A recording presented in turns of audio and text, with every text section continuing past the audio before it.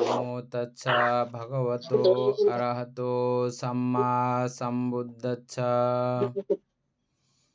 জগৎপূজ্য মহাকারণিক তথাগত সম্যক সম্বুদ্ধ শ্রীচরণে কৃতজ্ঞ প্রণাম নিবেদন করে পূর্ণপারমিতে অংশগ্রহণকারী সকল উপাসক উপাসিকাগণের নিরোগ দীর্ঘায়ু সুখী জীবন তথা জ্ঞান বিমণ্ডিত জীবন কামনায় শুরু করতে চলেছি আজকের অভিধর্ম চর্চা ক্লাস।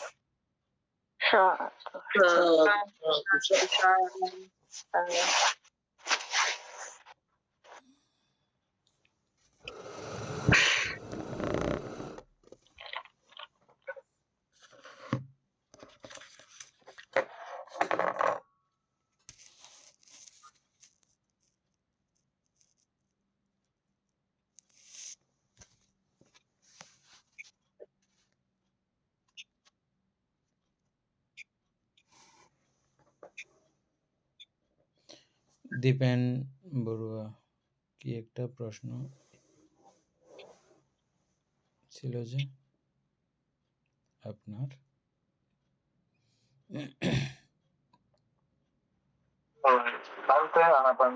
যেটা আছে এটা ভাবনার পদ্ধতি যেটা আছে মনোনীত আকারে কিভাবে এটা মানে আলম্বন কিভাবে গ্রহণ করবো শ্বাস ছিল এটা। তো গ্রহণ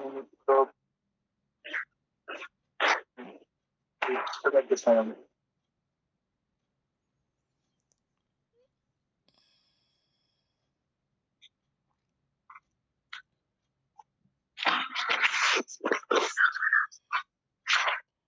প্রত্যেকটা বিষয়ের মধ্যে প্রাথমিক যে অবস্থা, প্রত্যেকটা বিষয়ের মধ্যে আমাদের খুব অবস্থা থাকে, ক্রমেই ওই বিষয়ে মনোনিবেশ করতে করতে ক্রমেই এটা সুস্পষ্ট হয়ে ওঠে। আপনি নিজে থেকেই খেয়াল করে দেখেন। আর আমরা যেটা দিয়ে প্রথম এই পরিকর্ম তথা এই প্রক্রিয়াটা পুরো বর্ণনা করেছিলাম, প্রত্যেকটা জায়গাতে ওই বর্ণনাগুলো মেলানো যায়।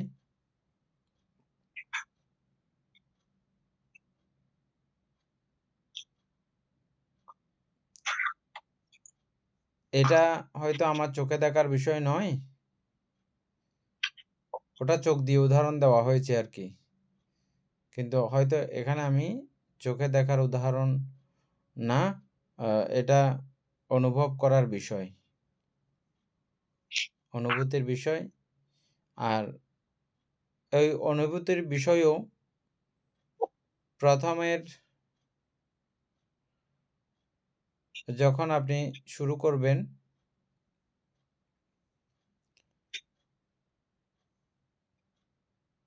তখনকার অবস্থা, এটাকে আপনি পরিকর্ম হিসাবে চিন্তা করতে পারেন। এটা থেকে যখন আরেকটু এই বিষয়ে আপনার সুস্পষ্ট জ্ঞান উৎপন্ন হয়, আমি এটা আপনাকে একটা উদাহরণ দিতে পারি।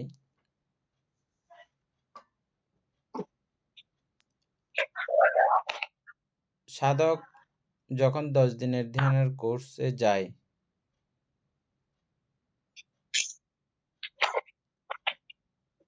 তখন গুরুরা তাদেরকে বলেন অবিচ্ছিন্ন স্মৃতি যেখানে রাখার কথা নির্দেশ দেওয়া হয় সেই জায়গার কথা এগুলো বলা হয়।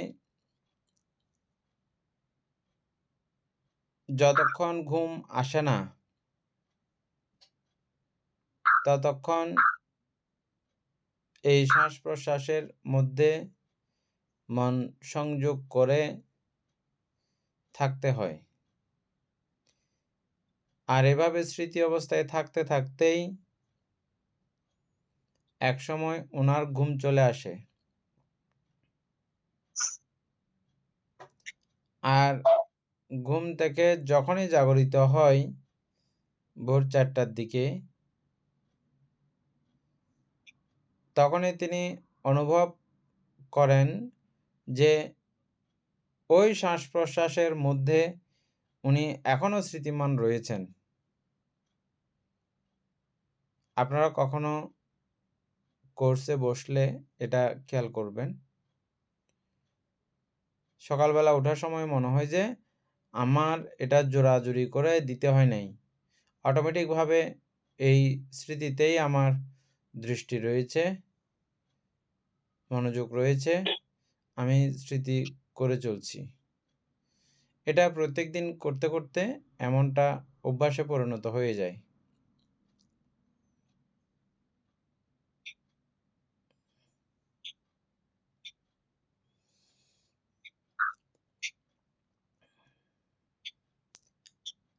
এটা ছাড়াও আসলে এই বিষয়গুলো সম্পূর্ণ একটা অনুভূতির বিষয়।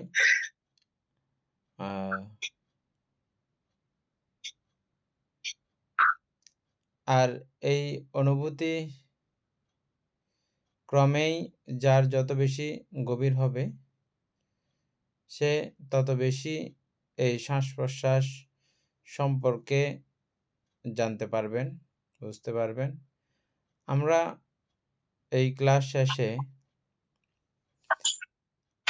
মহাসতিপট্টন সূত্র মধ্যে আনাপান স্মৃতি পর্ব নামক একটা পর্যায় আছে। ওটা আমরা সরাসরি আবার বই থেকে লাইন বাই লাইন আমরা পড়ে নেব।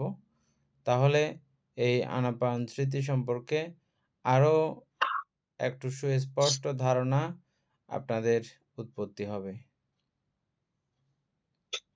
তো এটা আমার মনে হয় এটা করলে সবচেয়ে ভালো হবে।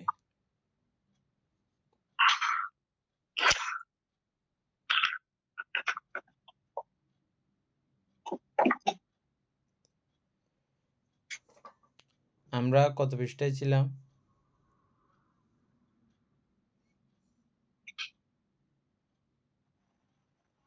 মানে আমরা 70 পৃষ্ঠা লাস্টের দিকে এরূপ একাগ্রতা ধারা চিত্ত অতীব শক্তিশালী ও অতীব তীক্ষ্ণ হয়, এখান থেকে শুরু করবো আর কি। অপর্ণাটা কালকে শেষ হয়েছে।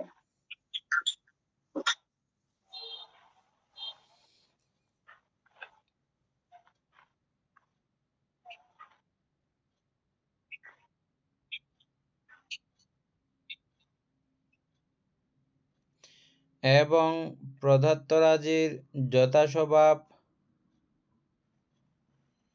অর্থাৎ অনিত্য দুঃখ অনাত্মা স্বভাব দেদীপ্যমান হয়। এই কথাটা কিন্তু আবার হচ্ছে যে যারা সূক্ষ্ম বিদর্শক অরহত হবেন, তারা ইচ্ছে করলে তাদের কাছে বুদ্ধ জ্ঞান দেদীপ্যমান থাকলে তারা ওই জায়গাতে গিয়ে এই অবস্থাও চাইলে দেখে নিতে পারেন, দেখতে পারেন, এবং সেই দেখার মধ্য দিয়ে তিনি আর্য সত্য লাভ করেন বা আর্য জ্ঞান আর্য মার্গ অধিগত করতে পারেন। কি দেখার মাধ্যমে? অনিত্য দুঃখ অনাত্মা দেখার মাধ্যমে। কিসের অনিত্য দুঃখ অনাত্মা? সংস্কারের বা ওই আলম্বনের অনিত্য দুঃখ অনাত্মা দেখার পরিস্থিতি পর্যায় তৈরি হয়। এইভাবে যখন চিত্ত অচঞ্চল হয়, চিত্ত একটা জায়গায় স্থির থাকে, তখন এই অবস্থা তিনি দেখতে সক্ষম, বুঝতে সক্ষম।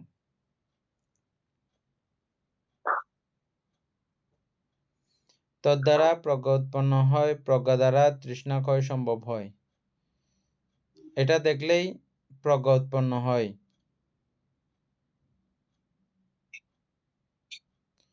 আর এই প্রজ্ঞা দ্বারা উনি আর তৃষ্ণা দিকে অগ্রসর হন না, তৃষ্ণা নিবৃত্ত হয়ে যায়। ওটার প্রতি এতদিন যে ওনার ভুল ধারণা ছিল, এই ভুল ধারণা কেটে যায়। কার প্রতি? নাম এবং রূপের প্রতি। এতদিন যেটা ওনার ধারণা ছিল, এই ধারণাগুলো পাল্টে যায়। এটা আর তেমন বুঝে বলতে হচ্ছে না, আপনারা তো এটা জানেন।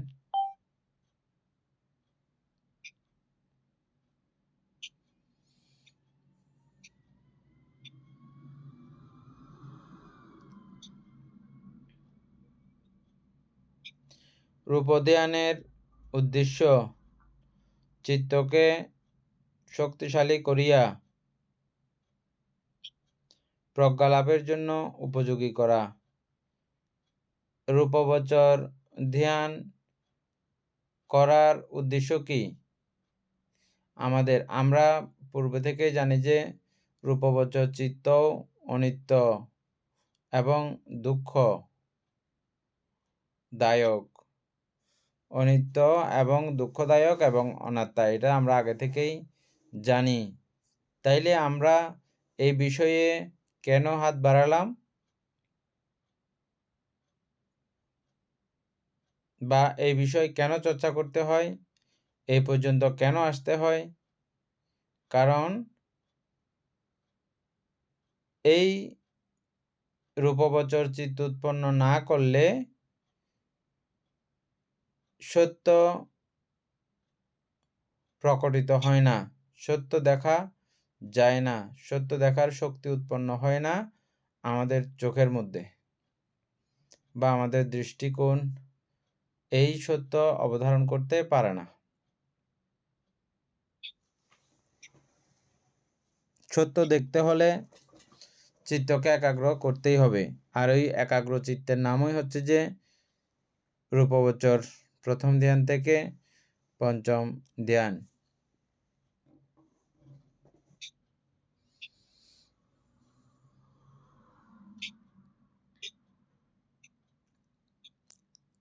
নতুবা ধ্যান হিসাবে ইহা মূল্যবান নহে। ধ্যান হিসাবে ইহা মূল্যবান নহে, এই কথাতে কি বোঝাতে চেয়েছেন অমিতা বড়ুয়া?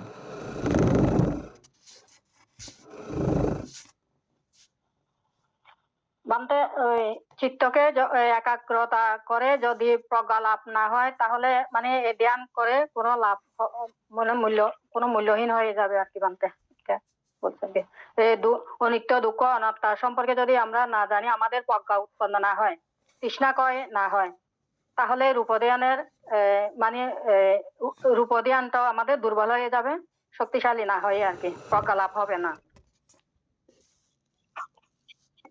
দীপেন বড়ুয়া বলে,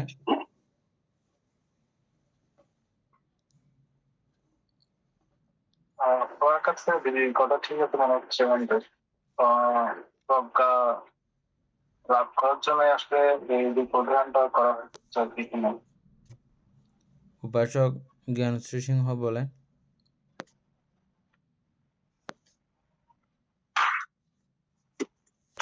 বলতে দিদি যেটা বললেন ওইটাই, মানে আমি অতটাই বুঝলাম আর কি। শিল্পী বড়ুয়া বলে,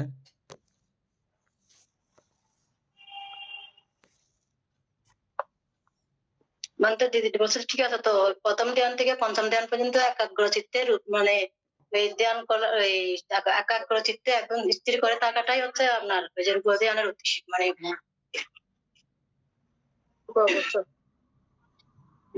প্রশ্নটা আবার বুঝেন। ধ্যান হিসাবে ইহা মূল্যবান নহে।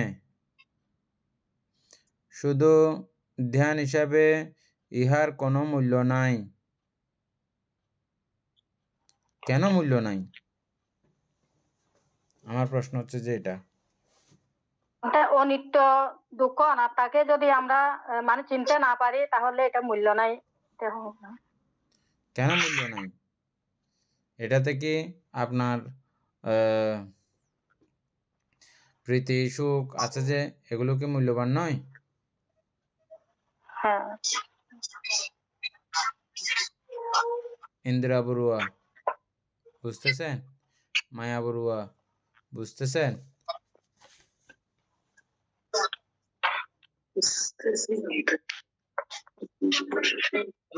সুপ্ত বলতে থাকতে হবে,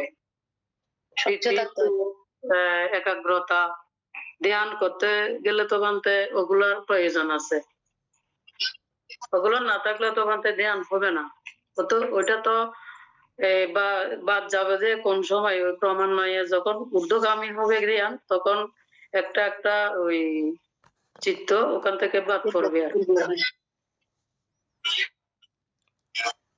দেবদত্ত পঞ্চম ধ্যান লাভ করেছিলেন, কিন্তু ওনার মন যখন আবার লাভে অপরের লাভ দেখে অপরের প্রতি ঈর্ষান্বিত হয়ে তিনি যখন চিত্তকে ক্রোধান্বিত করে ফেলেছেন, তখন ওনার এই ধ্যান নষ্ট হয়ে গেছে। উনি আর পরবর্তীতে এই ধ্যান উৎপন্ন করতে পারেন নাই, এবং সেই জীবনেও অনেক দুঃখ কষ্ট ভোগ করেছেন। মৃত্যুর পরেও অবিচি নিরোগী তিনি উপনীত হয়েছেন। তাহলে এই ধ্যানের কোনো মূল্য উনি পেলেন?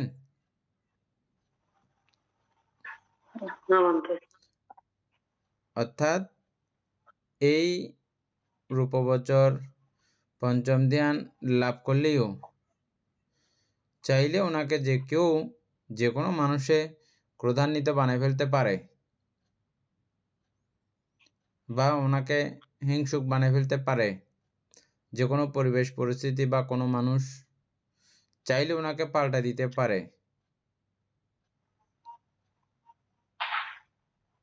যতক্ষণ না ওনার কাছে প্রজ্ঞা উৎপন্ন হবে ততক্ষণ উনি পাল্টে যেতে পারেন।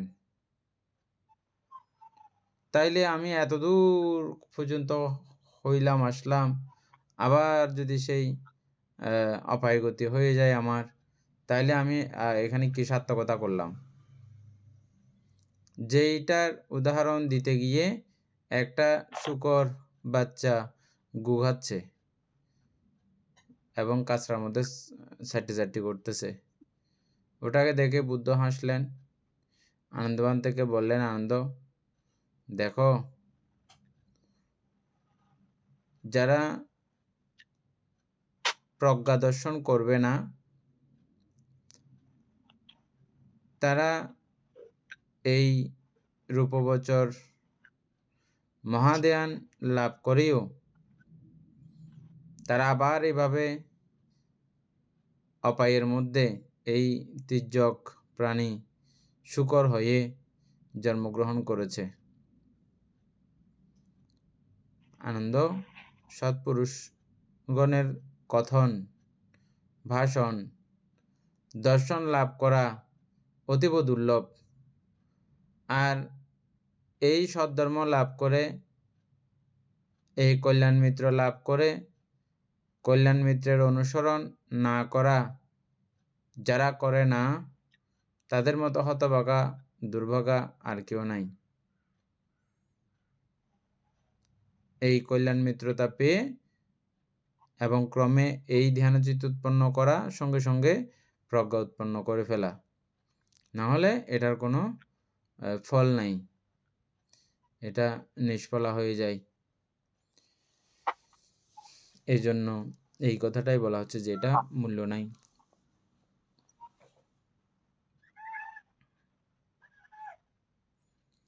চিত্তকে একাগ্র ও তীক্ষ্ণ করিয়া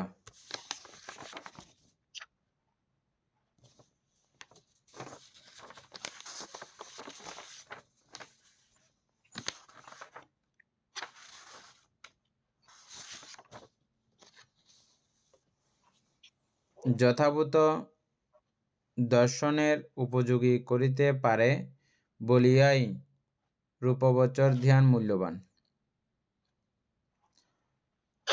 যথাযথ দর্শনের উপযোগী, যথাযথ দর্শন মানে কি?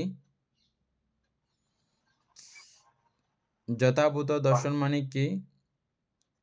দীপেন অনিত্য বড়ুয়া। দুঃখ অনাত্ম দর্শন, হ্যাঁ অনিত্য দুঃখ অনাত্ম দর্শন হ্যাঁ বলতে হ্যাঁ দর্শনের যথাভূত শব্দের অর্থ হচ্ছে যে যেমন ঠিক তেমনই দেখা, এটা ঠিক যে জিনিস সেই জিনিস রূপেই দেখা, এটাকে যথাভূত দর্শন বলে।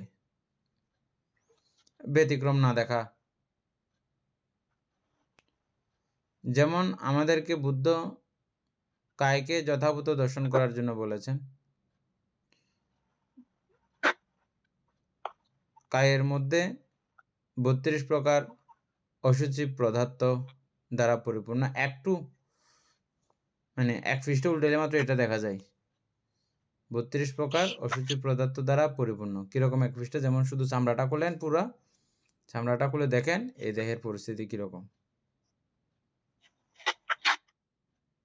আমাদের এটা এক পৃষ্ঠা খোলার মতো আর কি। হ্যাঁ, চামড়াটা খুললে কিরকম লাগবে একটু চোখ দিয়ে দেখেন তো। এখন তো এমনি মোবাইলে দেখা যায়, চামড়া খোলা মানুষ চার্জ করলে পেয়ে যাবেন, চামড়া নাই এলা মানুষ চার্জ করলে পেয়ে যাবেন। তারপরে ওইভাবে নিজেকেও কল্পনা করতে পারেন, দেখতে পারেন চামড়া না থাকলে এরকম। তাইলে এটা এক প্রকারের দেখা। এটা ক্রমান্বয়ে এটা আরো প্রকটিত হতে হতে এটার অনিত্যতা এবং এটার অনাত্মতা দেখতে পাওয়া যায়, বুঝতে পারা যায়, এবং এটার দুঃখতা, এটাকে বলা হয় যথাভূত দর্শন।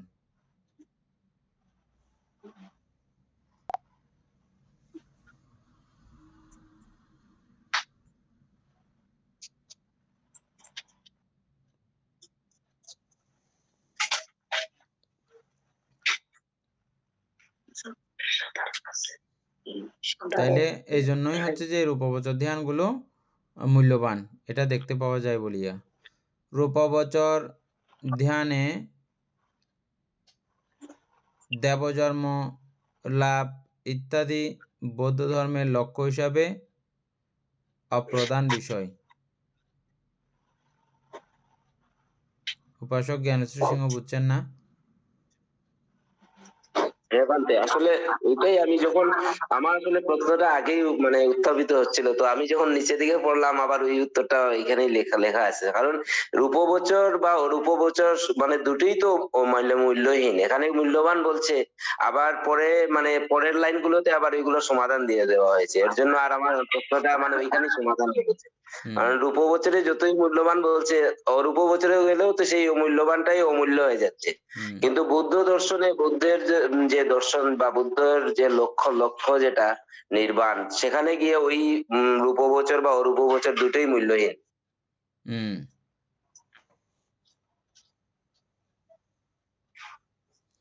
কারণ বৌদ্ধদের লক্ষ্য নির্বাণ,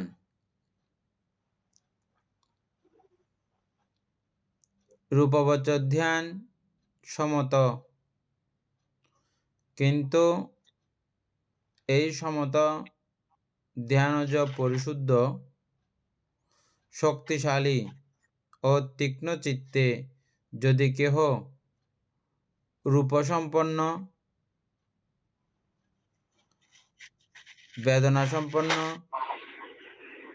সংজ্ঞা সম্পন্ন, সংস্কার সম্পন্ন, বিজ্ঞান সম্পন্ন যাহা কিছু উৎপন্ন হয়, সেই সমস্তকেই অনিত্য দুঃখ অনাত্মার আকারে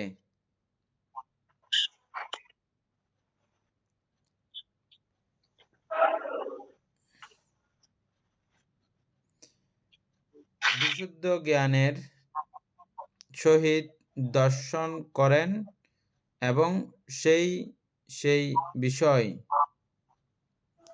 হইতে চিত্তকে ফিরাইয়া নির্বাণে কেন্দ্রীভূত করেন, তবেই তিনি বুঝেন ইহা শান্তি, ইহাই উত্তম। যেমন সমস্ত সংস্কারের নিবৃত্তি বা মনোবৃত্তির নিবৃত্তি, সমস্ত উপাধির পরিত্যাগ,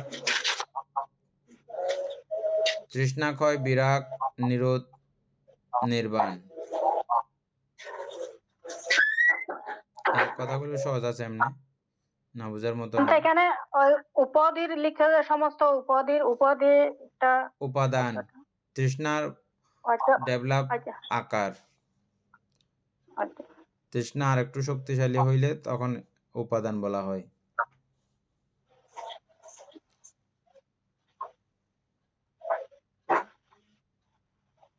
তাহলে তো এখানে বিদর্শন ভাবনা করার আগে আমাদের এই রূপগত ধ্যান পর্যন্ত কি উন্নত হতে হবে আমাদের ধ্যানটা আনাপানসতি?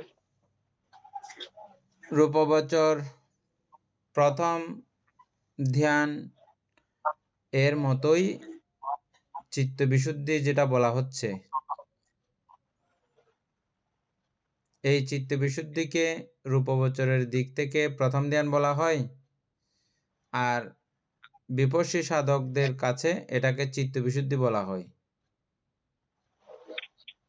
আমরা দশবিধ বিদর্শন জ্ঞান পড়ার সময় চিত্তবিশুদ্ধি একটা অধ্যায় পাব। চিত্তবিশুদ্ধি মানে হচ্ছে যে চিত্তে কামরাগ বা কামছন্দ, ব্যাপাদ, থিনমিদ্য, অদ্বৈত, কৃতকৃত্য, বিচিকিৎসা, এই পঞ্চ অবস্থাহীন চিত্তের নাম হচ্ছে যে চিত্ত বিশুদ্ধ, বিশুদ্ধ চিত্ত, চিত্ত পরিষ্কার, চিত্ত নির্মল, চিত্ত বিশুদ্ধ, এই অবস্থা। এই অবস্থা আপনাকে অবশ্যই উৎপন্ন করতে হবে। আর ঠিক এই অবস্থাটার নাম রূপবচরের মধ্যে আমরা প্রথম ধ্যান বলছি।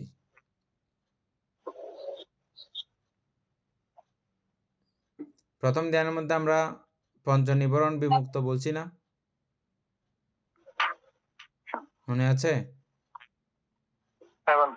আর ওই চিত্ত বিশুদ্ধ, এটাও এই পঞ্চনিবরণ বিমুক্ত অবস্থা চিত্তকেই চিত্ত বিশুদ্ধি বলা হয়। তাহলে একই না বিষয়টা?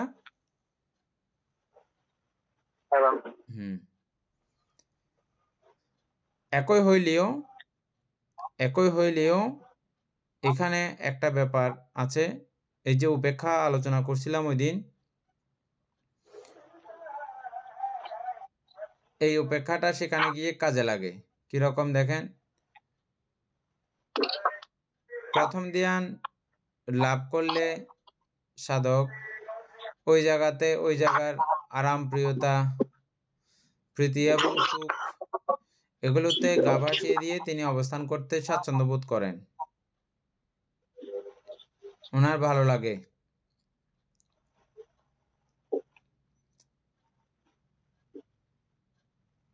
কিন্তু যাদের কাছে বুদ্ধজ্ঞান সমুন্নত বা যাদের লক্ষ্য নির্বাণ পর্যন্ত,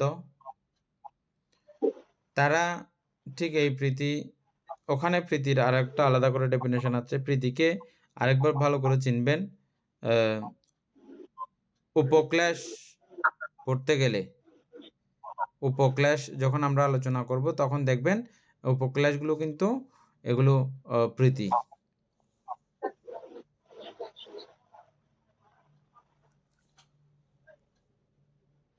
সেখানে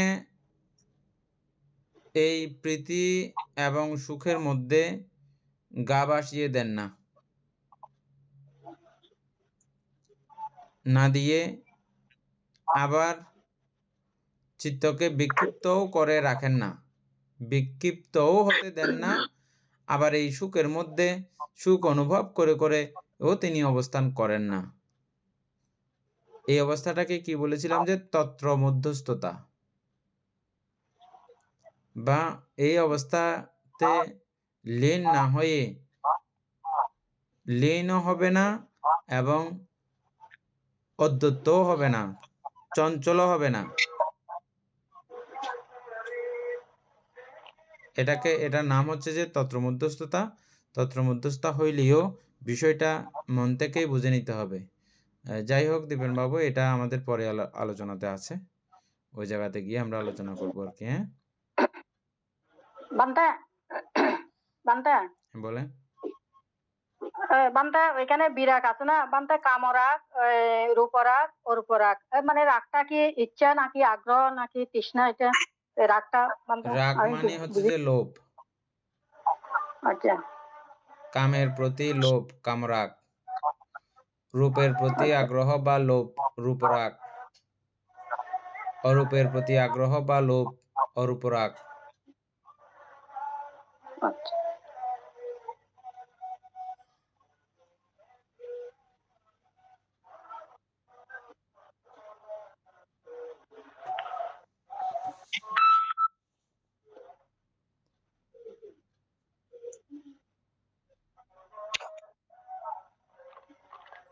আহ,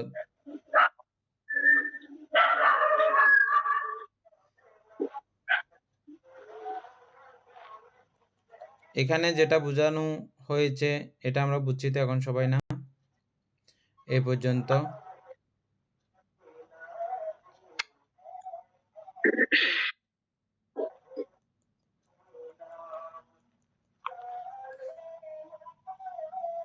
হ্যাঁ বান্তা বুঝাবে।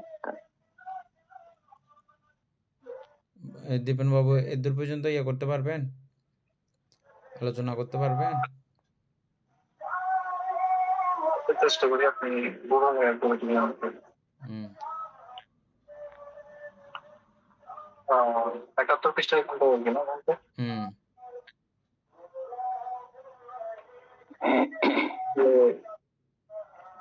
এখানে রূপবচর ধ্যানের দেব জন্ম লাভ ইত্যাদি বৌদ্ধ ধর্মের লক্ষ্য হিসেবে অপ্রধান বিষয়। রূপবচর ধ্যান লাভ করলেও এটা দিয়ে আসলে নির্বাণ লাভ করা সম্ভব না। তো যার কারণে রূপবচর ধ্যানটা আমাদের বৌদ্ধদের জন্য এটা আসলে মূল না, মূল হচ্ছে নির্বাণ লাভের জন্য ধ্যান করা। তো রূপবচর ধ্যান সম্মত, কিন্তু এই সম্মত ধ্যান হচ্ছে পরিশুদ্ধ শক্তিশালী ও তীক্ষ্ণ চিত্তেই যদি কেহ মানে রূপ সম্পন্ন, বেদনা সম্পন্ন, সংজ্ঞা সম্পন্ন, সংস্কার সম্পন্ন, বিজ্ঞান সম্পন্ন যাহা কিছু উৎপন্ন হয়, মানে যখন এই সমত ধ্যান করা হবে, সমত ধ্যানটা যেহেতু শুদ্ধ শুদ্ধ ধ্যান এবং এটা যেহেতু চিত্তকে শক্তিশালী ও তীক্ষ্ণ করে, এটা ওই রূপ সম্পন্ন, বেদনা সম্পন্ন যে পঞ্চস্কন্ধ সম্পন্ন যেগুলো বলা হয়েছে, এগুলো সবগুলো বুঝতে পারে, মানে অনিত্য দুঃখ অনাত্মা আকারে এগুলো বুঝতে পারে যে এগুলো আসলে এই যে পঞ্চস্কন্ধ যেগুলো উৎপন্ন হচ্ছে এগুলো আসলে অনিত্য দুঃখ অনাত্মা। যাহা কিছু উৎপন্ন হয় সেই সমস্তকে অনিত্য দুঃখ অনাত্মা আকারে বিশুদ্ধ জ্ঞানের সহিত দর্শন করেন এবং সেই সেই বিষয় হতে চিত্তকে ফিরাইয়া নির্বাণে কেন্দ্রীভূত করেন। তো ওই সকল বিষয় থেকে চিত্তকে মানে বিরত রাখে, মানে ওইখানে পঞ্চস্কন্ধে যেগুলো উৎপন্ন হচ্ছে সেখানে চিত্তকে আবদ্ধ রাখে না, সেখান থেকে বিরত রাখে, বিরত রেখে শুধুমাত্র নির্বাণকে অবলম্বন করে ওইটার উপর চিত্তকে স্থির রাখে। তখন তিনি বুঝতে পারে যে কি এটা শান্তি, এটা মানে উত্তম। যেমন সমস্ত সংস্কারের নিবৃত্তি, সমস্ত উপাধি পরিত্যাগ, তৃষ্ণাক্ষয়, বিরাগ, নিরোধ, নির্বাণ, মানে প্রত্যেক মানে সকল সংস্কারের ধ্বংস, তারপর মানে তৃষ্ণা ক্ষয়, বিরাগ, নিরোধ, নির্বাণ, এগুলো মানে তখন সেটা বুঝতে পারে। কিন্তু তাহার সেই শান্ত অবস্থার প্রতি যদি তৃষ্ণ উৎপন্ন হয় তবে তিনি নির্বাণ অবলম্বন গ্রহণ করিতে পারেন না। যদি উনি ওই সমত অবস্থায় যখন চিত্ত শান্ত থাকে তখন যদি তার সেই শান্ত অবস্থাটার প্রতি যদি তৃষ্ণা উৎপন্ন হয়, তাহলে তিনি নির্বাণটাকে আর আলম্বন হিসেবে গ্রহণ করতে পারে না। তো তাহার বিপাকে রূপলোকে জন্মগ্রহণ করেন মাত্র, যার কারণে তখন তার রূপলোকে জন্মগ্রহণ হয়। এরপর হয়তোবা আবার রূপলোকের আয়ু শেষ হলে তখন আবার তাকে অপায়ে বা মত লোকে জন্মগ্রহণ করতে হতে পারে। উপাসক জ্ঞানেশ্বর সিংহ এটা আবার ইয়া করেন তো, রিপিট করেন তো।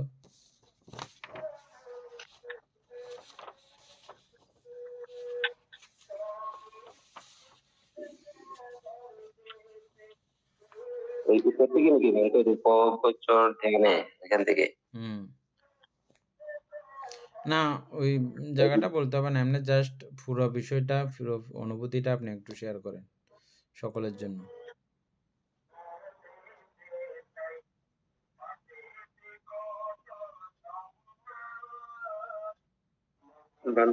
এটা একটু অসুবিধা হয়ে যাচ্ছে, আমি বুঝেছি, মানে বলার মতন মানে এরকম পাচ্ছি না, ভাষাটা কি হবে, মানে নিজে নিজে বুঝে নিয়েছি আর কি। জয় আপনি বড়ুয়া, একটু বলেন, বলতে পারবেন? জয় বড়ুয়া, ইন্দ্রা বড়ুয়া প্রস্তুত থাকেন। বলতে আমি বুঝিয়ে বলতে পারবো না। জয় তো খুলতেছে না। হ্যাঁ, বলো। রূপবচর ধ্যানে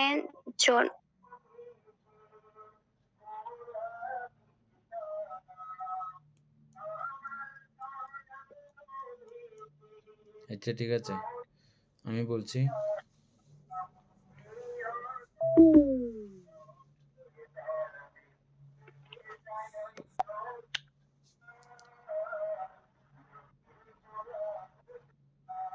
রূপবচর চিত্ত নিয়ে এই রূপবচর চিত্ত উৎপন্ন করাও কতখানি কষ্ট এবং কত ত্যাগ তিতিক্ষার ব্যাপার আছে। পুরা বৈরাগ্য মানসিকতা উৎপন্ন করতে হয় তেমন না, সত্যি সত্যি বৈরাগী হয়ে যেতে হয়, ঠিক তো? এদূর পর্যন্ত তো আমরা জেনেছি, কোনো ভুল নাই না? বৈরাগী মানে কি বুঝেন? বৈরাগী মানে কি? সংসারের সমস্ত বিষয়ের প্রতি কোনো লোভ নাই আর। জাঙ্গরিবে গই অবদর লই যাগই, এগুলো মানে নির্দিতে দিয়ে দিতে পারে আর কি। তোরা করবো আত্মনার এই সমস্ত কিছু শান্তি নলার আই বৈরাগ্য জীবন যাপন করছুম কদে মানুষে, মানে আমি আজকে থেকে সর্বত্যাগী। এই সর্বত্যাগী না হইলে এই রূপবচর চিত্তগুলো উৎপন্ন করা যায় না। আবার এই পর্যায়ে এসে বলতেছে যে এটা মূল্যহীন। কখন, কি জন্য, কি কারণে মূল্যহীন? কারণ এই চিত্ত উৎপন্ন করেও আবার কোন রকম একটা তালিমালি উৎপন্ন হয়েছে, আবার আমি সবকিছু এগুলো আমার কটলে যুদ্ধ, কারো ধাক্কায় ধুম করে আবার এটা উৎপন্ন হয়ে যায়। কেউ সোয়ার মারলেও আবার ক্রোধ উৎপন্ন হয়ে যায়, আবার শেষ প্রথম ধ্যান। এগুলো যে কোনো মুহূর্তে এগুলো হারিয়ে যায়। সেজন্য বলতেছে এটা তখনই কোনো মূল্য নাই। আমাদের বোধিসত্ত্ব গৌতম বুদ্ধ তিনিও এই কথা থেকেই বলেছিলেন যে আমি এটা পছন্দ করতেছি না, এই ধ্যানটা। কেন পছন্দ করতেছো না? বুঝছো, আমি যখন ধ্যান থেকে উঠি তখন আবার আমার সমস্ত কিছু পীড়াদায়ক অবস্থা আবার মনে উৎপত্তি হয়। তো বলছে এটা তো হবে না, না আমি এটা হবে চাই না। তাইলে তুমি সারাক্ষণ ধ্যানে বসে থাকো। না, সারাক্ষণ ধ্যানেও বসে থাকতে পারবো না, সারাক্ষণ ধ্যানেও বসে থাকতে পারবো না। আবার আমি চাই যে ধ্যান থেকে উঠলেও যেন আমার ওই মনের যেন নচন না হয়। এই অকুশল মনগুলো উৎপন্ন হয়ে হয়ে আমি নানানভাবে আমি কষ্ট দুঃখ যন্ত্রণা পাচ্ছি, এগুলো উৎপন্ন হতে পারবে না। সুতরাং এটা না হোক, এটা আমি চাই। তো এটাতে কারো সমাধান দেওয়ার মতো ক্ষমতা সেখানে ছিল না। তখনই বুদ্ধ চলে গিয়েছিলেন। এই ক্ষমতা তিনি নিজে অর্জন করেছেন যে এর রূপবচর ওই দৃষ্টিকোণ থেকে এটা একদম সম্পূর্ণ মূল্যহীন। কিন্তু এটা এই প্রজ্ঞা লাভাতে এটা কাজে লাগে। এই চিত্ত অচঞ্চল না করলে, চিত্ত সমাধিস্থ না করলে এই প্রজ্ঞা কখনো দেখা যাবে না। প্রজ্ঞা কখনো উৎপন্ন হবে না। আর প্রজ্ঞা উৎপন্ন না হলে নির্বাণ অধিগত করা যাবে না। আর যখন দেখে চারিদিকের এই অবস্থা, তখন যোগ আছে না, যোগকে যদি এক পাশে আগুন, এক পাশে তার মরণের অন্য কোনো জিনিস, ওদিকে লবণ, ওদিকে আরো যদি চারিদিকে যদি এরকম 4টা তার মরণ ফাঁদ দিয়ে দেওয়া হয়, সে যেদিকেই যাইতে চাক না কেন, ওমা এদিকে গেলে এরকম, এদিকে গেলে এরকম, শেষ পর্যন্ত ও চিন্তা করবে যে না, বেঁচে থাকতে হলে যতক্ষণ এখানে চুপচাপ থাকবো ততক্ষণে বেঁচে থাকবো, যেদিকে পা দেবো না কেন সঙ্গে সঙ্গে আমার বিঘাত হয়ে যাবে, মৃত্যু হয়ে যাবে, ও কোনো দিকে আর যায় না। দেখেছেন এরকম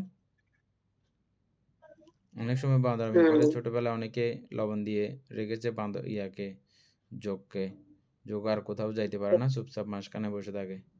একটু লবণের গন্ধ বা কিছু পানি টানি পাইলে রক্ত ছেড়ে দেয়। হ্যাঁ, তারপরে তো যাই হোক, মানুষও যখন সকল সংস্কারের এই অবস্থাগুলো দর্শন করে জ্ঞান দ্বারা, তখন তিনি আর কোথাও যায় না, নির্বাণেই সমবর্তী হয়, নির্বাণই তিনি অধিগত করেন।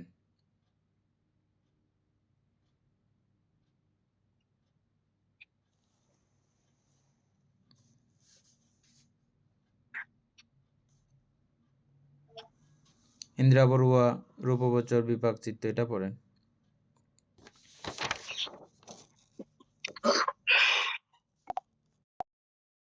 বিপাক চিত্ত, কামাবচর চিত্ত কুশল ও অকুশল বিদায়, বিপাক ও কুশল ও অকুশল দ্বিবিধ, কিন্তু রূপবচর চিত্ত সর্বদা কুশল বলিয়া ইহার বিপাক সর্বদা কুশল জাতীয়। কামাবচর কুশল সুযোগ অনুসারে এক সময় বা অন্য সময় বিপাক প্রদান করে, কিন্তু রূপবচর কুশল প্রবল শক্তিশালী বলিয়া পরবর্তী জন্মে বিপাক প্রদান করে, ইহা কুশল গুরুকর্মের বিপাক। এই জন্য কর্মজীবনে ও ফলোৎপত্তি জীবনে কোনো অন্তর নাই। এই প্রকারে রূপবচর কুশল ফল প্রদানে অন্তর রহিত বলিয়া ইহা আন্তরিক কুশল, অনান্তরিক কুশল। ইহা দ্বারা দেবভূমিতে জন্ম হয়। পঞ্চম ধ্যান বিপাক বৃহৎ ফল, অসংজ্ঞা সত্তা ও পঞ্চবিধ শুদ্ধবাসে প্রতিসন্ধি। অন্যান্য বিপাকের ন্যায় এই বিপাকও শত উৎপন্ন হয়।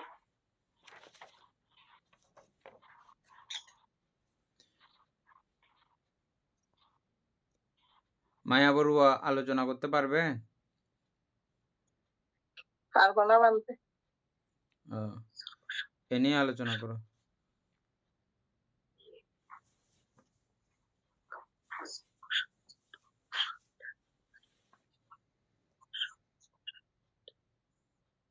বলতে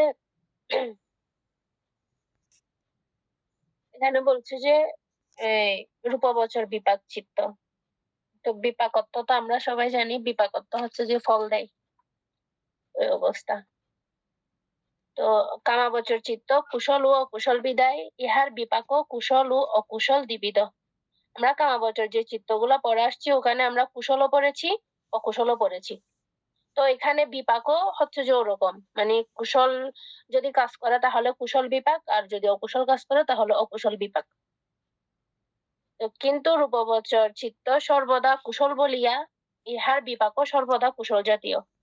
কিন্তু রূপবচর চিত্ত যখন উৎপন্ন হয় তখন এই চিত্তটা সবসময় কুশল চিত্ত, সেই জন্য এটা যখন বিপাক দিবে তখন ওই কুশল জাতীয় বিপাককেই দিবে। তারপর কামাবচর কুশল সুযোগ অনুসারে এক সময় বা অন্য সময় বিপাক প্রদান করে।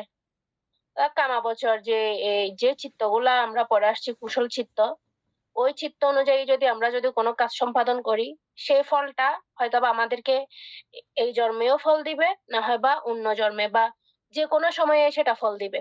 সেটার নির্দিষ্ট কোনো ইয়া নেই, যখন সুযোগ পাবে তখন ফল দিবে। কিন্তু রূপবচর কুশল প্রবল শক্তি বলিয়া পরবর্তী জন্মে বিপাক প্রদান করে। কিন্তু রূপবচর কুশল যখন আমাদের চিত্তের মধ্যে উৎপন্ন হবে এবং মানে কুশলের দিক থেকে সেটা অনেক শক্তিশালী চিত্ত, রূপবচর চিত্ত। তো সেই জন্য সেটা আমাদের পরবর্তী জন্মে কিন্তু আমাদেরকে বিপাক দিয়ে ফেলবে। ইহা কুশল গুরুকর্মের বিপাক। অর্থাৎ আমরা ওই যে 5 প্রকার যে গুরুকর্ম পরে আসছি, বিতর্ক, বিচার, প্রীতি, সুখ, একাগ্রতা, এই জাতীয় যদি আমরা কুশল গুরুকর্ম করে থাকি তাহলে এগুলো আমাদেরকে বিপাক দিবে। এই জন্য কর্মজীবনে ও ফলোৎপত্তির জীবনে কোনো অন্তর্ফাক নেই। এই প্রকার কুশল ফল প্রদানের অন্তর্হিত বলিয়া ইহা আনন্তরিক কুশল। এটার আরেকটা নাম হচ্ছে যে আনন্তরিক কুশল। অর্থাৎ আনন্তরিকত্ব কোনো ধরনের কোনো ফাঁক থাকে না। এটা আমি যে কর্ম হয়তো এই জীবনে কর্ম সম্পাদন করেছি সেটা আমাকে ফল দিবে, ফল পাবই। এটার মধ্যে কোনো ধরনের কোনো ইয়া থাকে না, সেই জন্য বলছি যেটা আনন্তরিক কুশল। ইহা দেবভূমিতেও জন্ম হয়, অর্থাৎ এই কুশলের দ্বারা কিন্তু দেবভূমিতেও জন্ম হয়। পঞ্চম ধ্যান বিপাক বৃহৎ ফল, অসঙ্গ সত্য ও পঞ্চবিধ শুদ্ধবাসে প্রতিসন্ধি। অর্থাৎ ওই পঞ্চম ধ্যান যেটা উপেক্ষার একাগ্রতা, ওই চিত্ত যদি আমাদের মধ্যে উৎপন্ন হয়, ওই অবস্থায় যদি মৃত্যুবরণ করে তখন সেটার অসঙ্গ সত্যের মধ্যে জন্মগ্রহণ করবে, না হয় যে 5 প্রকার যে শুদ্ধবাস আছে ওইখানে যে কোনো একটাতে আমাদের প্রতিসন্ধি ঘটাবে। অন্যান্য বিপাকের নিয়ে এই বিপাকও সত্য উৎপন্ন হয়।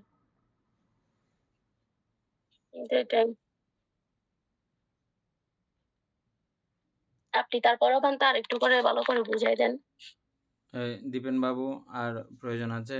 উপাসক জ্ঞানেশ্বর সিংহ আর প্রয়োজন আছে? সুন্দর হয়েছে জানতে। অমিতা বড়ুয়া। বানতে বুঝা গেছে তো বানতে আর তাহলে দরকার নাই।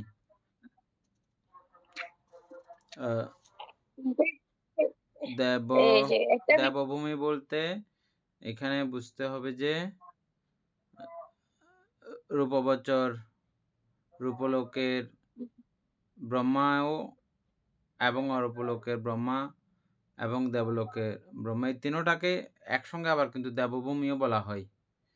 দেব ব্রহ্মভূমি এভাবে না বলে সবগুলোকে একসঙ্গে আবার দেবভূমিও বলা হয়, সেই দৃষ্টিকোণ থেকে এখানে লেখা হয়েছে দেবভূমি। হ্যাঁ, তার মানে দেবতা হয়ে জন্মগ্রহণ করে এরকম না। ভান্তে ওই যে দেবভূমি নিয়ে মানে ওই যে 6 স্বর্গ যেটা ওইটা দেবভূমি না রূপলোকের ভূমিটাও সেটাও দেবভূমি? এক কথা সবগুলোকে দেবভূমি বলা হয়, সবগুলোকে আবার এক অর্থে দেবতাও বলা হয়। এটার একটা সঙ্গ আছে, কেন ব্রহ্মাদেরকেও দেব কেন বলা হয় এটা আমি আপনাদেরকে কখনো পরে জানলে জানাবো। হ্যাঁ, কিন্তু এমনি দেবভূমি আলাদা আর এই রূপভূমি আলাদা। রূপবচর চিত্তের লাভে দেবলোকে জন্মগ্রহণ করে না, রূপলোকেই জন্মগ্রহণ করে।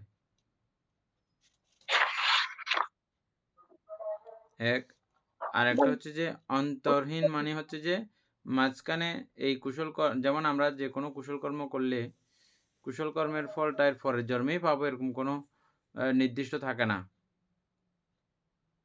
পরের জন্মেই পাবো এরকম কোনো নির্দিষ্ট থাকে না। কিন্তু রূপবচর কুশলকারী ব্যক্তিত্ব প্রথমেই ওটা ফল ভোগ করবে, তারপর অন্যান্য ফলের কথাগুলো পরে আসতেছে যে, কিন্তু প্রথমেই হচ্ছে যে প্রথম থেকে পঞ্চম ধ্যান পর্যন্ত লাভী যারা থাকেন তারা এই প্রথমবার তারা রূপবচর ব্রহ্মলোকে যাবেন, এর পরের অন্য হিসাব পরে। এজন্য অন্তর বা ফাঁক নাই, এখানে কোনো জন্মের ফাঁক নাই। এই জন্ম আগে মনুষ্যলোকে থেকে যাক আবার তারপরে ব্রহ্মলোকে যাবে, এটা হবে না, সরাসরি ব্রহ্মলোকে যাবে মৃত্যুর পর। এটা হচ্ছে যে ভান্তে ওই যে রূপগোচরের কুশল চিত্ত যেটা, তো একজন প্রথম ধ্যান, দ্বিতীয় ধ্যান, তৃতীয় ধ্যান, একদম পঞ্চম ধ্যান পর্যন্ত, কেউ দ্বিতীয় ধ্যান বা তৃতীয় ধ্যান পর্যন্ত অধিগত হলো, কিন্তু চতুর্থ ধ্যান, পঞ্চম ধ্যান তার অধিগত হলো না, তাহলে তার কুশল রূপগোচরের কুশল চিত্ত সে অধিগত করতে পারেনি। তো সে অর্থে ওর গুরুকর্ম কি মানে হবে না হবে না, মানে গুরুকর্ম বলছি যেখানে কুশল কর্ম, রূপগোচরের কুশল কর্ম মানে পঞ্চম ধ্যান পর্যন্ত। ও যদি তৃতীয় ধ্যান পর্যন্ত যাওয়ার পরে ওর কোনো কারণে চিত্তচ্যুতি ঘটলো বা ওই ওই সময় যদি চ্যুতি ঘটে, তাহলে সেটা কি রূপগোচরের কুশল চিত্ত ধরা হবে না ধরা হবে না? প্রথম ধ্যান এটাও গুরুকর্ম, দ্বিতীয় ধ্যান এটাও গুরুকর্ম, তৃতীয় ধ্যান, চতুর্থ ধ্যান, পঞ্চম ধ্যান সবগুলোই গুরুকর্ম, এই 5টা সবগুলো। প্রথম ধ্যান লাভ করলে ওনাদের জন্য নির্দিষ্ট 4টা ব্রহ্মলোক আছে, আমরা এই নামগুলো পাবো পরবর্তীতে, এগুলো আমরা আসবো ওই জায়গাতে। 4টা ব্রহ্মলোক। প্রথম ধ্যান হইলেও সবার কিন্তু একরকম না, আমাদের ধ্যান বেদে বিভিন্ন রকমের নাম্বারিং যদি করি, কারটা কতটুকু শক্তিশালী এই শক্তির মধ্যেও কিন্তু ব্যবধান আছে। ওই শক্তি অনুযায়ী আপনার ওখানেও 4 প্রকারের আছে ব্রহ্মলোক প্রথম ধ্যানীদের জন্য, তারপরে দ্বিতীয় ধ্যানীদের জন্য আবার এভাবে 3 বা 4 এভাবে আছে, তারপরে এভাবে প্রত্যেকটা ধ্যানের জন্য এগুলো 4টা করে এরকম কোটা আছে, বুঝছেন? তারপরে অসংখ্য লোকের একটা আছে, আমরা সেই অধ্যায়ে গিয়ে এগুলো পরে আরো বিস্তারিত আলোচনা করতে পারবো। এখানে তাহলে এদূর পর্যন্তই আলোচনা। এটার ফলে ইয়ে করা যায়, বৃহৎ ফল, অসংখ্য সত্য ও পঞ্চবিধ শুদ্ধাভাসে প্রতিসন্ধি গ্রহণ করতে পারে। বৃহৎ ফল এগুলো ব্রহ্মলোকের নাম আর কি, ব্রহ্মলোকের নামগুলো পরে করবো, আলোচনা করব।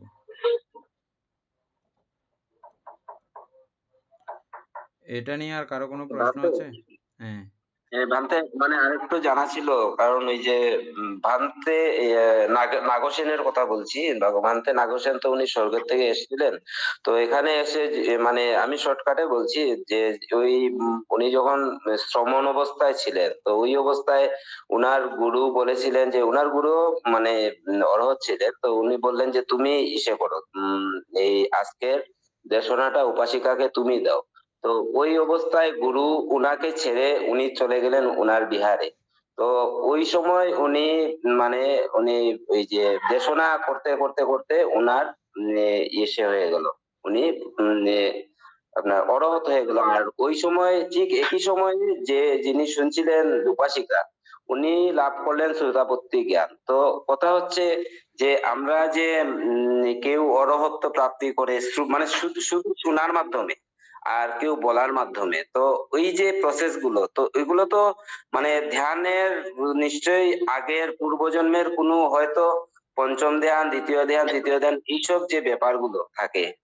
তো আমি মানে একটু প্রশ্ন মানে ওইখানেই আসছে যে মানে ওইগুলো ধ্যান কি পুরোপুরি করতে হয় না অর্ধেকে গিয়ে মানে শেষ করে? যেমন একজন ব্যক্তি উনি স্বর্গে গেলেন, মানে হয়তো ধ্যান করলেনও না, স্বর্গে গেলেন, এখান থেকে এসে ওই রকম বুদ্ধর অনুকম্পা বশত উনি বুদ্ধ কুলে জন্ম নিলেন বা ওই রকম ঘটনা একটা হয়ে গেল, তো ওটার পিছনে কি কোনো মানে ওই রকম রূপগোচরের কুশল চিত্ত জড়িত থাকে নাকি?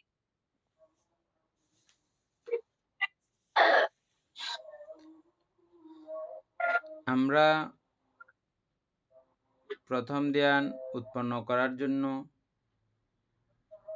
এখন যেভাবে খুব নিদারুণভাবে পরিশ্রম করে চলেছি, পাটা ব্যথা করে ফেলতেছি, নড়াচড়া করতেছি না,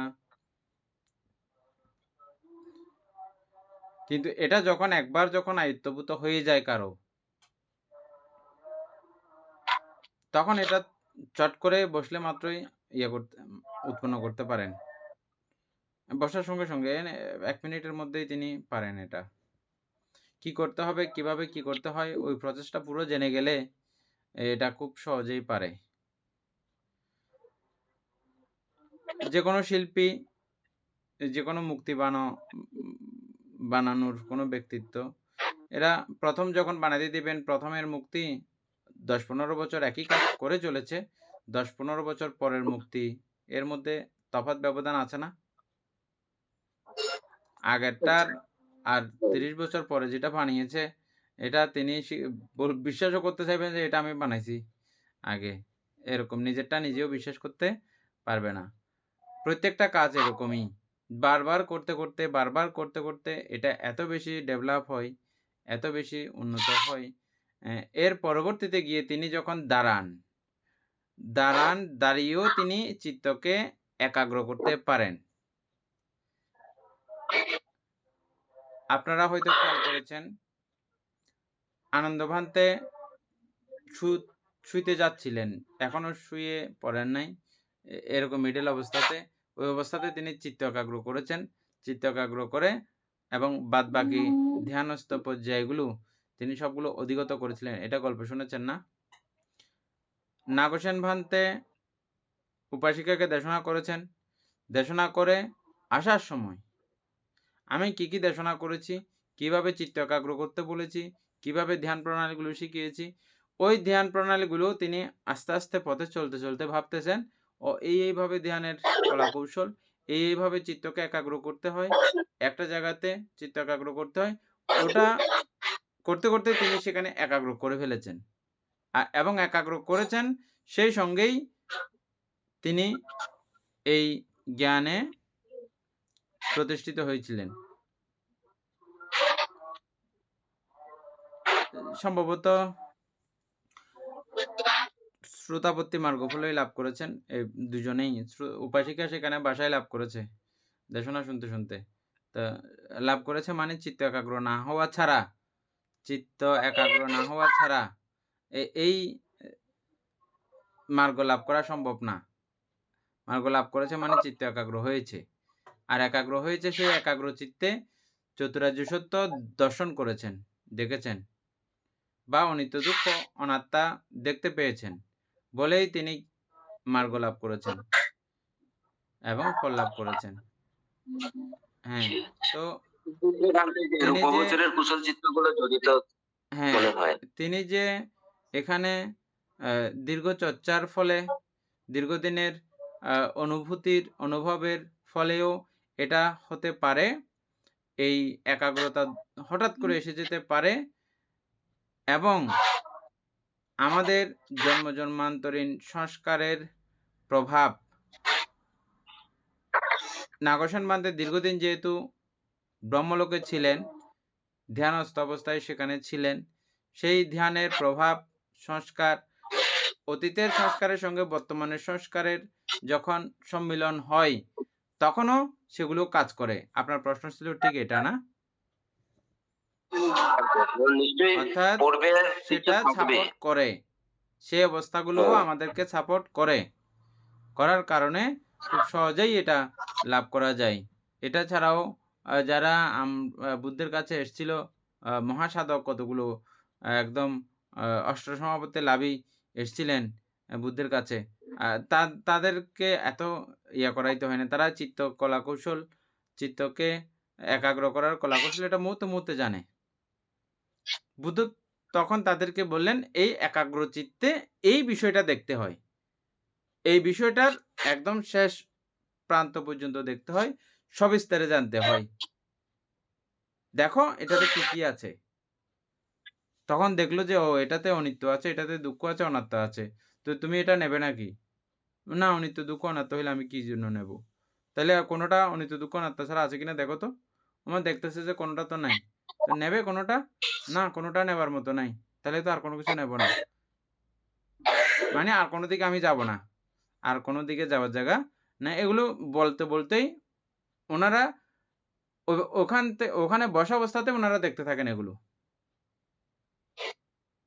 আর দেখে সেখানেই মুক্ত হয়ে যান। এটা দেখার বিষয় একটা, শুধু এটা শুধু একটা ওই দৃষ্টিকোণ উৎপন্ন করে দেখলে মাত্র মুক্ত হয়ে গেছে, ওটা ধ্যান। লাস্ট দু লাইনটা একটু বুঝা দিয়েন না। ওই যে ধ্যান বিপাক বিপদ ফল অসংখ্য সত্তা ও পঞ্চবিধ শুদ্ধাবাসে প্রতিসন্ধি। লাস্টে 2 লাইন।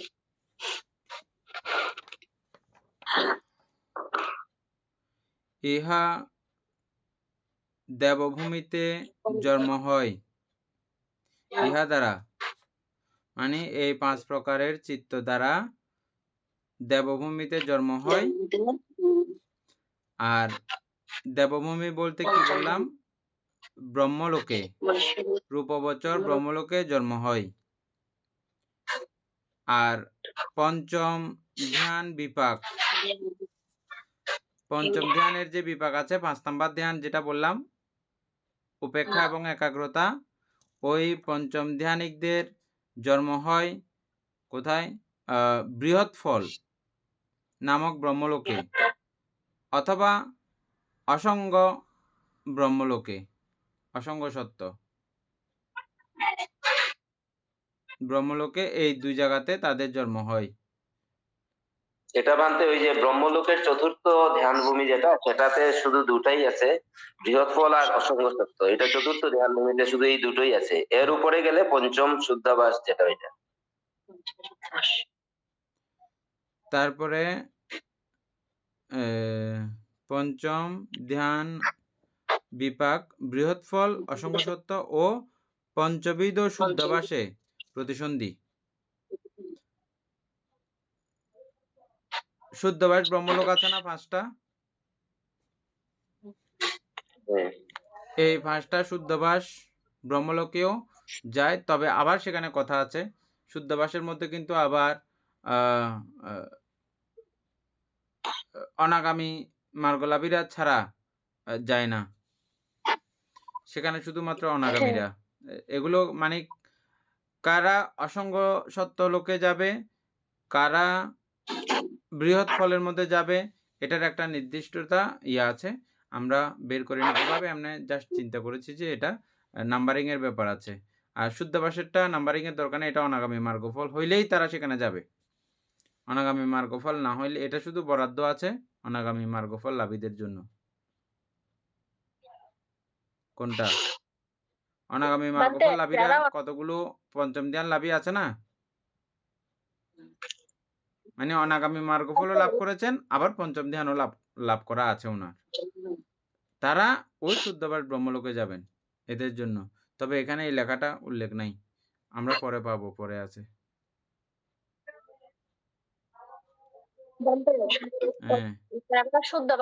এখান থেকে অনাগামী লাভ করে।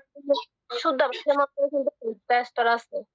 ওটা হচ্ছে বৃহৎ চিত্ত, সুদর্শী, অকনিষ্ঠ। তো ওইটার মধ্যে মানে হয়তোবা অবৃহা বা অচিত্ত ওনাদের অনুযায়ী আর কি, ওনার ধ্যান অনুযায়ী কিন্তু এখানে জন্মগ্রহণ করে। হ্যাঁ, অনাগামী হলে প্রথম, দ্বিতীয়, তৃতীয় স্তরে আছে। হ্যাঁ, অনাগামী হইলেও যে সবাই একই রকমের ধ্যান, পঞ্চম ধ্যান হইলেও যে সবার একই রকমের হয়েছে এরকম না, ওখানেও ব্যবধান আছে। ওই ব্যবধান অনুযায়ী সেখানেও ব্যবধান থাকে। এই কথাটা একটা উপাসিকা বুদ্ধকে প্রশ্ন করেছিলেন, মানে এই ব্যবধানগুলো, এই প্রাপ্তির তারতম্যতা গুলো কতদিন পর্যন্ত থাকে? এই প্রাপ্তির তারতম্যতা কতদিন পর্যন্ত থাকে? বলছে যে একদম অরহত মার্গ পর্যন্ত থাকে প্রাপ্তির তারতম্যতা। অরহত হয়ে গেলে আর থাকে না। এই ঘটনাটা হচ্ছে যে নিয়ে ঘটনা, এটার নাম হচ্ছে যে উপাসিকা,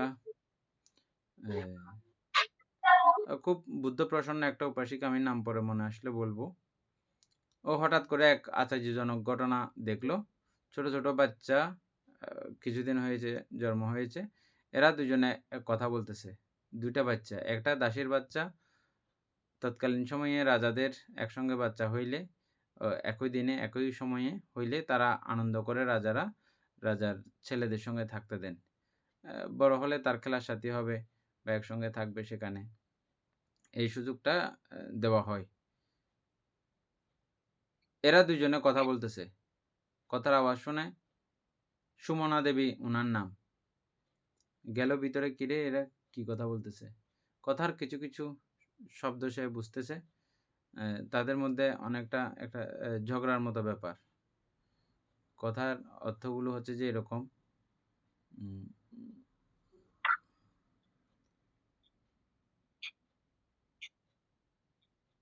দেখো তোমাকে আমি অনেক পুণ্যকর্ম করতে বলছিলাম, রাজকুমারটাই বলছে যে তুমি পুণ্যকর্ম করো নাই, আজকে তোমার দাসীর ঘরে তোমার জন্ম হয়েছে, আমি স্বর্ণের ডুলনের মধ্যে ঘুমাচ্ছি আর তুমি পিতলের ডুলনের মধ্যে আছো। দেখো এখানে কত তফাৎ। আমার বসন ভূষণ এগুলো কিরকম দেখো, তোমারগুলো দেখো।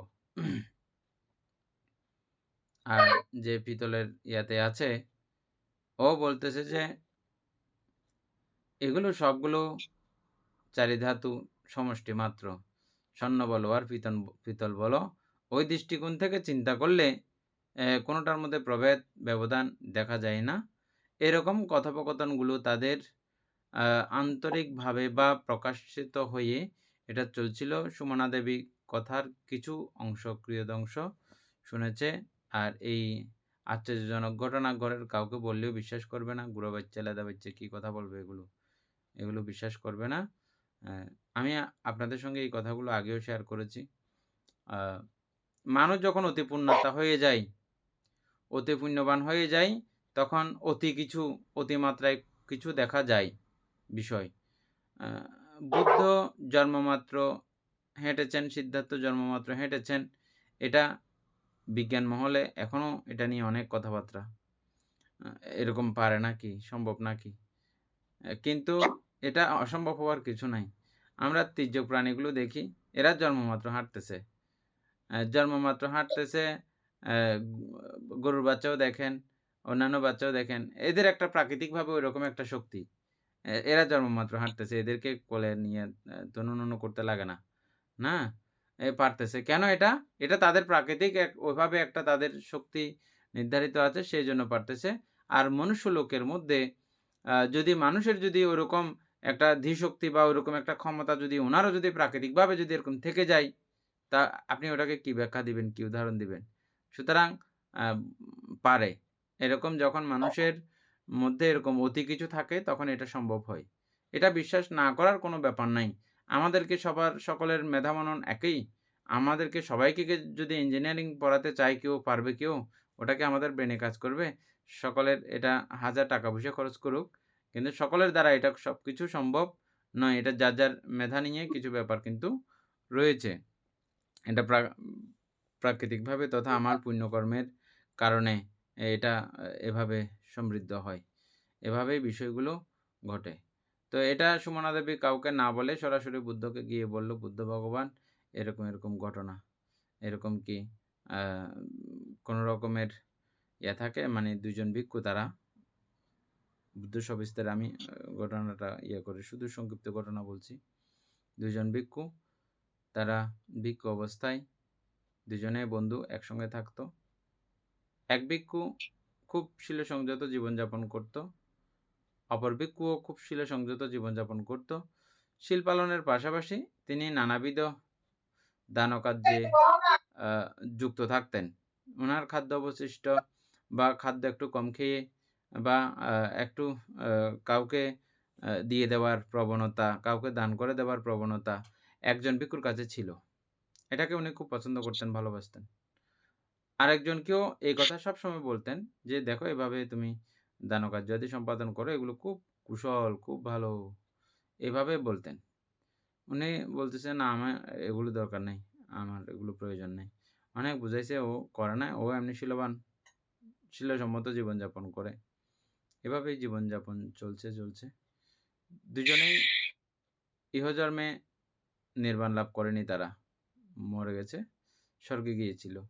স্বর্গের মধ্যেও তাদের সেখানে দুজনের মধ্যে প্রভেদ এবং তফাৎ রয়েছে। দুজনে স্বর্গে গিয়েছে, একই স্বর্গে। যিনি দান করেছে তিনি দিব্য সুখাদির মধ্যে, পঞ্চ দিব্য কামগুণের মধ্যে উনি শ্রেষ্ঠ ছিলেন, আর উনি হীন ছিলেন। সুমনা দেবী বলল, ভান্তে ওরা যদি দেবলোক ছেড়ে যদি আবার মনুষ্যলোকে আসে, সেখানে প্রভেদ থাকবে?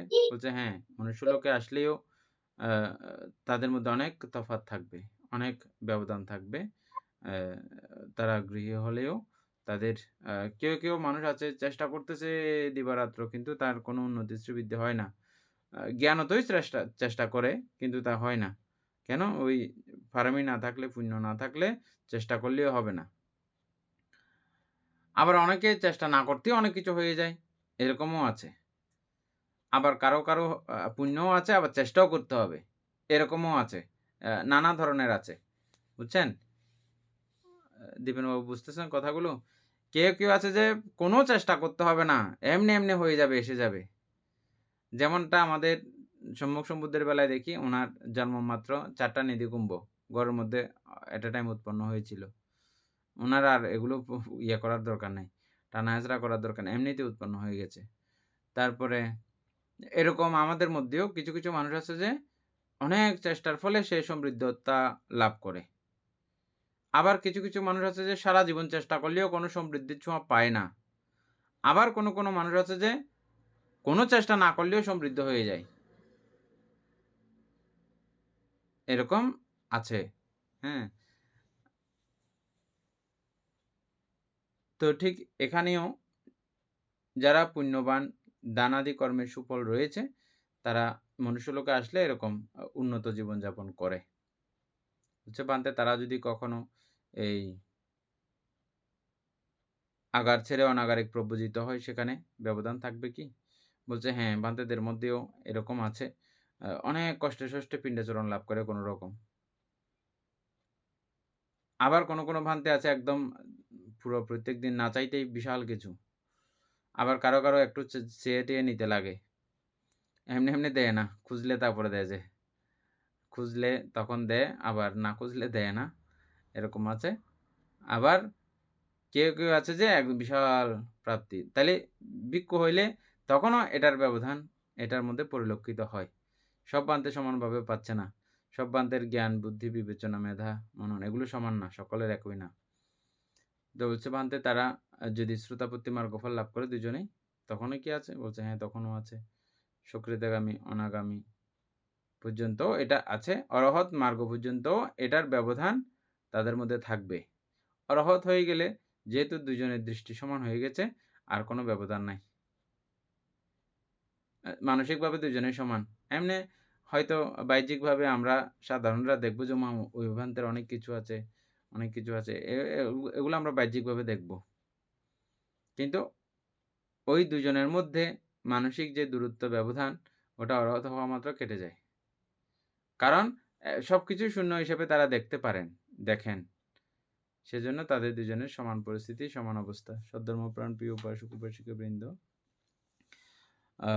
এই জন্য কুশলাদি আমাদের প্রত্যেকের প্রয়োজন আছে। আমরা যেখানে যতদূর সম্ভব ছোট হোক কুশল কর্ম, সেটাও আমরা খুব আনন্দে এবং ভালোবেসে করব। এটা যেন আমাদের সারা দিনের প্রত্যয় হয়। আর অকুশল হোক, সেটা আমরা খুব ছোট হোক, অকুশল কোনোভাবেও করার চেষ্টা করব না। এতক্ষণ যাবৎ আমরা ধর্মচর্চা করার ফলে, অভিধর্ম চর্চা করার ফলে যে পুনরাশি অর্জিত হয়েছে, পুনরাশি অনন্ত চক্রলবাসী সত্যগণকে দান করছি, গুরুভান্তে দেবকে দান করছি, মাতা পিতাগণকে দান করছি, এবং যারা আমাকে প্রতিনিয়ত ধর্মচর্চায় সহযোগিতা করছেন তাদেরকে পুনরাশি দান করছি। যারা আমাকে প্রতিনিয়ত চারিপ্রত্যাদি দান করেন তাদেরকে পুনরাশি দান করছি। এই পুণ্যরাশির কাছে আমরা প্রত্যেকে প্রার্থনা করব, নির্বাণ লাভ করা অবদেশত ব্যক্তি, মূর্খ ব্যক্তি পাপমিত্রের সংসর্গ লাভ না করে সদা সর্বদা জ্ঞানদর্শী কল্যাণ মিত্রের সান্নিধ্যে সংসর্গ লাভ করতে সক্ষম হয়। এইরূপ সাধু কামনা পোষণ করে আজকের মতো ক্লাস এখানেই সমাপ্ত করছি।